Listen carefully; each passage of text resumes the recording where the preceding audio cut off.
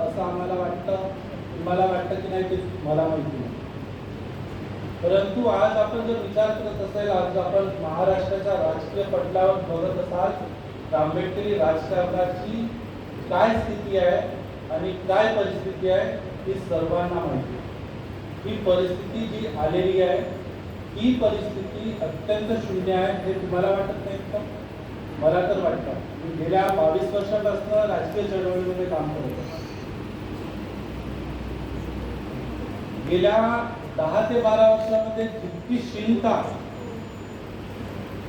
आंबेडकरी चळवळीची झाली नसेल तेवढी शीलता या गेल्या 10 वर्षामध्ये 7 वर्षामध्ये झालेली नाही.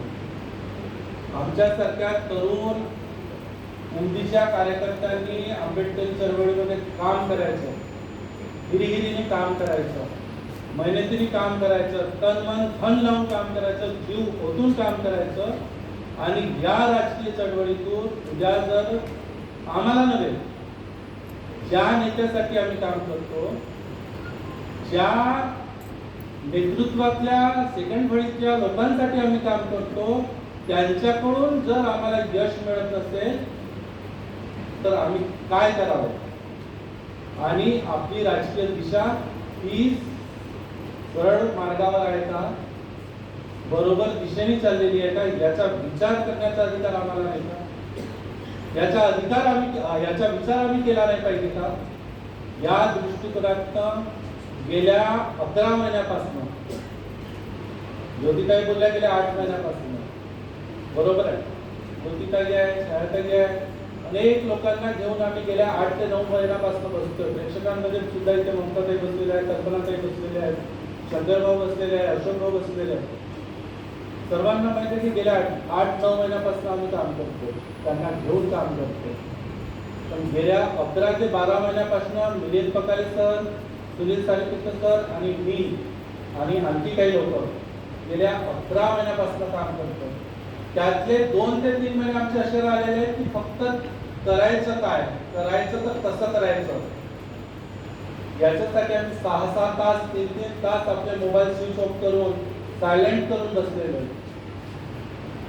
दक्षिणच्या दलाच्या ऑफिसला किंवा मिलिंद पकालेंच्या लॅबला, जे उत्तर नागपूरला किंवा दक्षिण नागपूरला, या परिस्थितीमध्ये चळवळ उभी करायची आहे. इतके रिपब्लिकन आता सरांनी सांगितलं, चौधरी सरांनी 70 गट.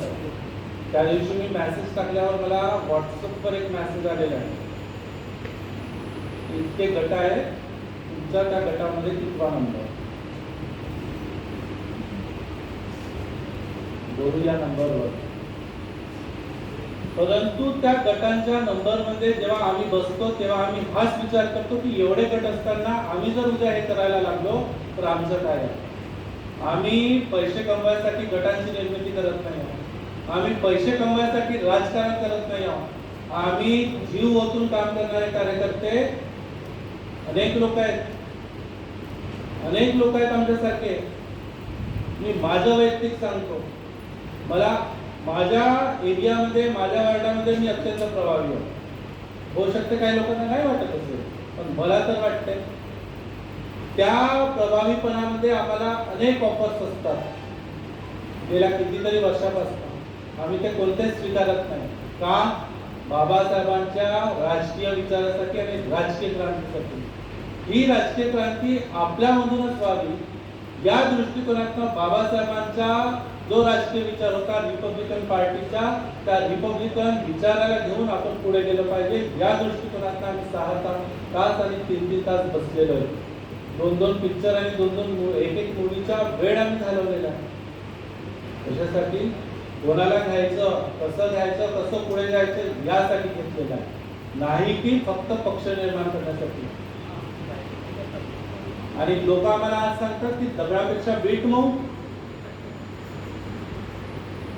बीटीपेक्षा जे गट आहेत त्यांच्यासोबत नेतृत्व ठरवा.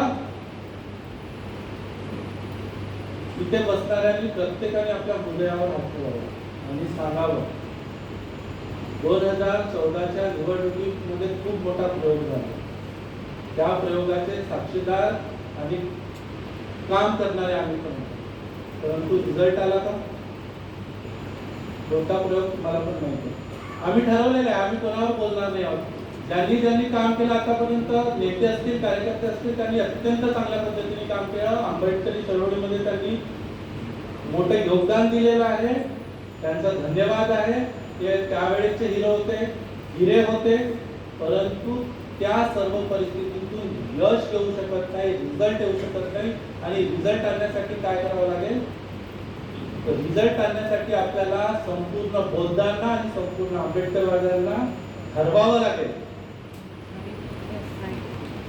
की येणाऱ्या निवडणुकांमध्ये आम्ही महानगरपालिकेच्या संदर्भात बोलत नाही आहोत, आम्ही राजकीय ताकद निर्माण करण्याच्या संदर्भात बोलतोय. परंतु राजकीय ताकद निर्माण करत असताना निवडणुका महत्वाच्या असतात आणि निवडणुका मध्ये महानगरपालिकेच्या किंवा स्थानिक स्वराज्य संस्थांच्या निवडणुका महत्वाच्या असतात. त्यातनंच तुमचे आमदार, खासदार आणि पुढची लोक तुम्ही आणू शकता, त्याची तयारी तुम्ही करू शकता. ही ताकद आपण इतके शून्य आहोत की आपले खासदार येऊ शकत नाही. महाराष्ट्रामध्ये कुठेच खासदार येऊ शकत नाहीत आपले, इतके शून्य आहोत का आपण? चला खासदार नाही येतो, ठीक आहे, खासदार नाही, आमदार येऊ शकत नाही, आमदार येऊ शकत नाही. अरे म्हणजे 2 आमदार येऊ शकत नाही, इतके इतके मोठे मोठे प्रयोग करतोय आपण. या सर्व परिस्थितीला काय जिम्मेदार आहे? आणि त्यातही थोडा महानगरपालिकेमध्ये नगरसेवक नाही येऊ शकत. नागपूरच्या महानगरपालिकेमध्ये नगरसेवक नाही येत आपल्या. जर नगरसेवक असते तर अंबाझरीचं प्रकरण म्हणजे अंबाझरीचं स्मारक तुटलं नसतं.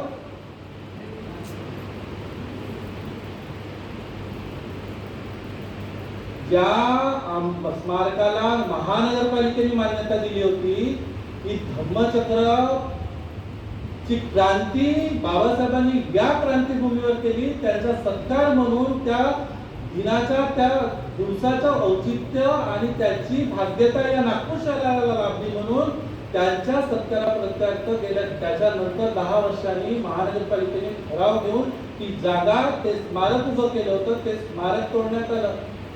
किती नगरसेवक होते महानगरपालिकेमध्ये?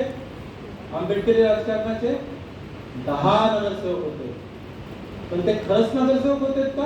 जर ते असते तर ते स्मारक तुटलं नसतं, कारण की त्याचा ठराव महानगरपालिकेत झालेला आहे.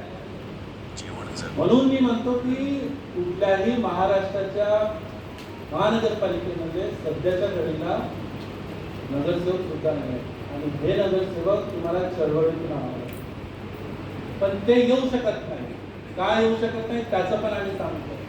आज जर तुम्ही माणसं उभे केली तर तुमचे माणसं जे तुम्ही गटतट सांगतात ना, आम्हाला सांगता व्हॉट्सअपवर, आपसामध्ये बोलत असाल, त्या गटांचा उमेदवार तो फक्त आणि फक्त तो त्या गटांचा असतो, त्या पक्षाचा असतो. वंचितचा उमेदवार वंचितचाच असतो, बीएसपीचा उमेदवार हा बीएसपीचाच असतो. वंचितच्या किंवा बीएसपीच्या उमेदवाराला बहुजन रिपब्लिकन एकता मंचाच्या कार्यकर्ते मतदान करत नाही. आठवले साहेबांचं काय नाही, ते तर सत्ताधाऱ्यांसोबत आहे. बाकीचे जे छोटे मोठे गट सांगतात नागपुरातले, त्यांचं काय आहे, ते पण आपल्या उमेदवारांना मतदान करतात. अशा पद्धतीने कोणीही निवडणुकीला सामोरं जाऊन निवडून येऊ शकत नाही. म्हणून आमचं म्हणणं असं आहे की या महानगरपालिकेने आणि या सर्व प्रयोग करत असताना आम्हाला जे आता 2019च्या विधानसभेमध्ये आणि लोकसभेमध्ये जे पराजय, अपयश आपल्याला भेटलं, त्यातनं आम्ही दखल घेत त्याचा दाखला घेत या प्रयोगाची सुरुवात केली, चिंतन करू. तर या दृष्टिकोनातून करत असताना आमच्या पुढे महानगरपालिका संयोगाने आमच्या समोर आली आणि आम्ही म्हटलं की जरा यातनंच आपण करायला पाहिजे. नाही तर आमचा सुद्धा विचार होता की 5 वर्ष मेहनत करायची आणि 5 वर्षानंतर निवडणुकीला पुढे जायचं. परंतु जर निवडणुका येत असतील तर पॉलिटिकली पक्षाचं आणि राजकीय ध्येय ठेवणाऱ्यांचं निवडणुका हे परीक्षा असते. ह्या परीक्षेमध्ये जर आपण निवडणुकीला पुढे गेलं तर अत्यंत चांगलं होईल. त्या दृष्टिकोनातून आम्ही काम करतो. आंबेडकरी राजकारणाची उभारणी आपण इथूनच करू शकतो. आज तुम्ही माणसं उभी केली, तुम्ही कार्यकर्ते उभी केले, तुम्ही नगरसेवक निवडून आणली, तर उद्याच्या राजकारणासाठी विधानसभेसाठी